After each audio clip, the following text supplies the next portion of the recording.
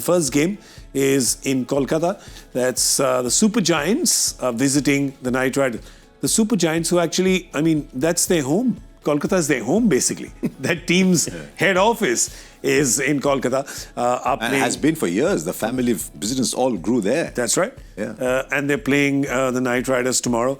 You look at these two teams, I think the first thing that comes out when you look at Lucknow is their captain's got to get some runs, Harsha. Yes. Somehow find a way to create an impact on the game. Yeah. He's not been a great T20 player for a while now. You remember he batted number 3 at the T20 World Cup? Yeah.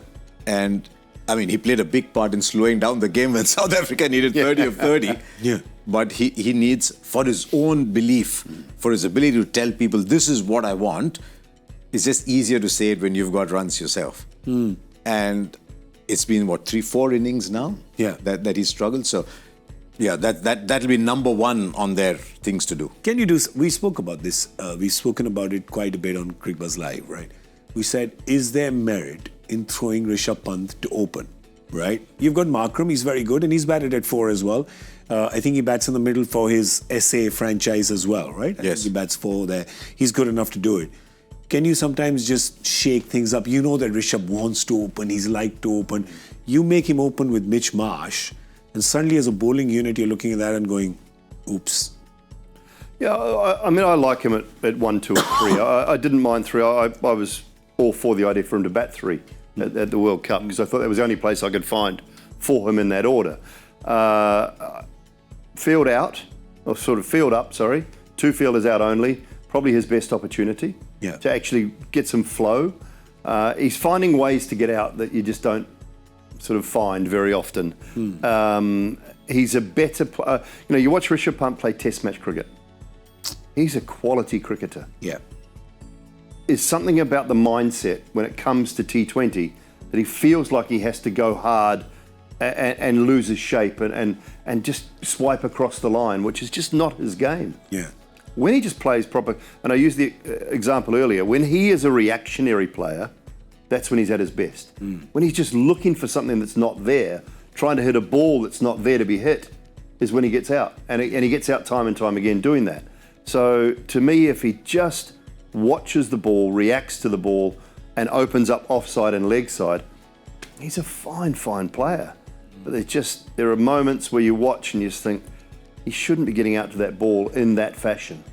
But he's finding a way. And the pressure, it'll be getting to him a little bit. I don't think he's the sort of character that feels unnecessary pressure. And monetary-wise, I don't think that's worrying him at all. I don't think he's the sort of player that is worried about the huge money tag. Yeah. It's just not him, I don't think. So he's just got to trust in his ability as a batter and actually be a batter. Not just a slogger. Yeah, fair enough. Good point. Actually, that's the reason why in our previews we had discussed the idea of Rishabh Pant going up to open the batting, especially because now Mitch Marsh is batting so well. Yep. Their 1, 2, 3 is all doing really well. If Marsh continues teeing off like that, he'll actually make it easier. Yeah. I mean, the other day, Markram played 6 balls out of 36 and made 7. Mitch Marsh was 55 or something. Yeah. So if Marsh plays like that, and then he just times the ball, he hits the gaps, Rishabh, he'll keep getting the boundaries. Much like Kohli does at the top of the order. True. So there might be some merit in having him go up. Let's look at their team and see if they would make any changes. I don't think that's a problem. They are playing a good 11. It's the right team. I think we all looked at the squads and everything before the tournament started, barring the little injuries to Mayank Yadav and 1 or 2. The others are back. Avesh is back. Akashdeep is back.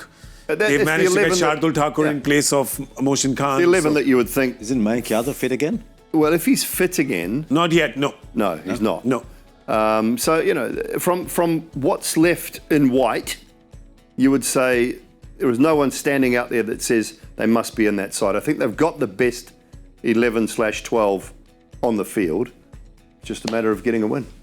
Let's look at the Knight Riders team. We'll look at that and see if they want to make any changes here. That team looks fairly settled as well, you think? I mean, they played Moeen Ali last time. They're coming off phenomenal win against Sunrisers, won by 80 runs. Yeah, that's like an innings defeat. Yeah. And I mean, they need Sunil Narine to fire at the top. But we can almost say it doesn't matter because you can use him as a floater somewhere else. What's happening in that team at the moment is because Sunil Narayan's opening, because Ajinkya Rahane is batting at 3, and he's done a good job so far. Then they like Ankush Raghuvanshi. Yeah. So poor Venkatesh Iyer, and it's great he got runs in the last game. He's suddenly finding himself at number 5. Yeah. So just as Tilak Varma got runs for MI today, it was crucial that he got runs in the last game. So these are both teams that are coming into this encounter feeling good about themselves. Yeah. They're getting runs from They're coming off a win. Yeah. You don't see them changing the Narine thing. And it worked amazingly last year for them. We were all surprised at the time, but it worked incredibly well for them last year. This year not working. Another year without playing international cricket. Another year just playing some second-tier leagues, and it's not as easy, And guys are coming harder at you time and time again. So if he either bats 1 or 9, but when he bats 1, he doesn't waste deliveries. So again, I don't mind it because if he comes off 2 games out of 14, he's actually done okay. It's buying a lottery ticket, because Ajinkya can open the batting anyway. True. So I don't mind that. All it does is upsets a little bit that middle order, as Harsha mentioned. In an ideal world, you would like Venkatesh Iyer at 4 and Raghuvanshi at 5 in an ideal situation, and probably Rinku at 6. It just upsets a little bit. But I mean, the bottom line is he never wastes deliveries. Yeah. And he could easily get you 30 or 40 off 10. The thing is, he's like a lottery ticket, right? If it comes off, you win $1 million. If it doesn't, you haven't lost much, right? So I think that's exactly what it is. One other thing for KKR. Who's one of the KKR legends who's playing here today? Have you noticed him in this year's IPL? Andre Russell? Have you noticed him? And yet they won a fair bit without him. So when he comes in, you talked about winning 2 games. Yeah. Andre Russell does 3. That's still fine. From here on, Andre Russell produces 3 performances. Yeah. You're talking of KKR knocking on the door of the playoffs. Absolutely true. Players...